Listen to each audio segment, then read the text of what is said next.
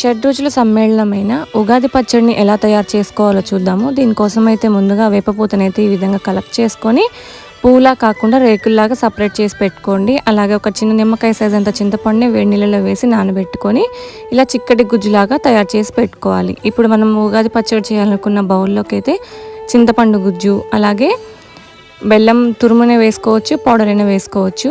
అలాగే ఇందులోకి ఒక 1/2 టీ స్పూన్ వరకు మిరియాల పౌడర్, అలాగే రుచికి సరిపడినంత ఉప్పు కూడా వేసుకోవాలి. అలాగే ఇందులోకి సన్నగా కట్ చేసి పెట్టుకున్న మామిడికాయ పిండి ముక్కలు వేసుకోవాలి. ఫుల్ కాయ కాదు, చిన్న కాయ అంటే దానికి వగరు టేస్ట్ ఉంటుంది కాబట్టి పిందెనే వేసుకోవాలి. పెద్ద కాయ అయితే పులుపు వస్తుంది. అలాగే ఇందులోకి వేపపూత కూడా వేసుకొని బాగా మిక్స్ చేసుకుంటే మనకి ఉగాది పచ్చడి రెడీ అయిపోయినట్లే. మీరు ఇందులో టేస్ట్ కోసం అరటిపండు ముక్కలు కూడా వేసుకోవచ్చు, కొబ్బరి ముక్కలు వేసుకోవచ్చు, మీ ఇష్టం. అంతే, ఉగాది పచ్చడి రెడీ.